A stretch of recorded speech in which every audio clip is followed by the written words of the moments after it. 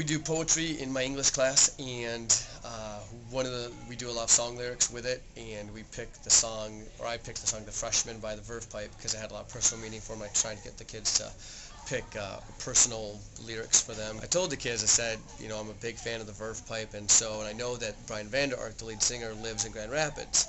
So I'm like, extra credit would be if you can get him to actually come to our school. And there's a couple kids in particular, Monte Morrow and Sam Peters. They actually went above and beyond, and they contacted his manager, and they responded back and said that yeah, he'd love to come. And it was great because Mr. Eastman was able to find some monies to bring him in, and so the Performing Arts Foundation, they put up some money. It was a great connection, and I said to mention the email that probably the Verve Pipe's most famous song, which is like a #1 hit, was called "The Freshman." He wrote while he was living in a house on Gull Lake. And so that was just a great connection between Gull Lake and him and his songwriting. He was able to come down today and spend about 2 hours talking about poetry and writing and playing a bunch of his songs for us. Of course, he played "The Freshman," which is a huge fan favorite thing. And that's why I'm here today. That's why I don't have a day job. This is what I can do. I'm fortunate. And that all started in that house, that little house we rented on Gull Lake, because that's where I found inspiration to write "The Freshman." I'll play "The Freshman" for you.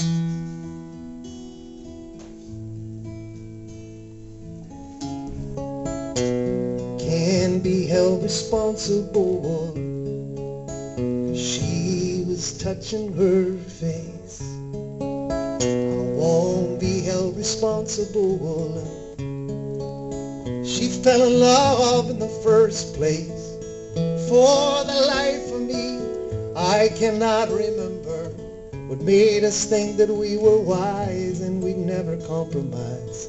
For the life of me, I cannot believe we'd ever die for these sins. We were merely freshmen. Inspiration. What I am a believer in is forcing yourself to write. And whether you are inspired at that moment to write or not, for me personally, I still write. Inspiration comes at the most odd places. I could be driving anywhere in the world and inspiration hits, and I'll call my cell phone and leave myself a voicemail message of that inspiration so I don't forget it. And by the end of the week, I've got 20 of those things. And I listen to all the messages and I go, oh, that's crappy, delete, and that's crappy, delete. And then there'll be like a handful that I'll save and I'll work on. But I do believe in forcing yourself to sit down and write, because it's true, and it's a pretty popular notion that writers, you only get better. You have to write. You have to continue to write. You should write all the time. Any chance and opportunity that you have to describe something, write it. And I think that's the most important thing. To become a better writer, you have to write. They call the rising sun. It's been the ruin many a poor boy. What you have now that we didn't have back then is you have the internet. And honestly, I embrace the internet. I embrace file sharing. If you like something I wrote and you want to share it, give it to somebody. It only helps me. And I feel strongly about recording at shows and that kind of thing to get stuff out there on a world level. We didn't have that, back then.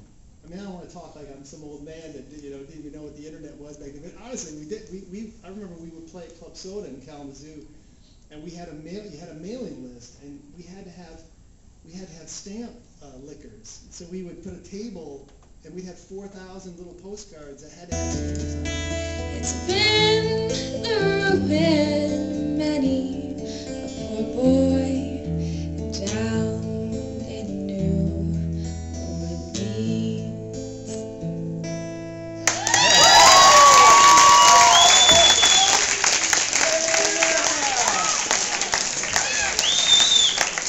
What a great voice.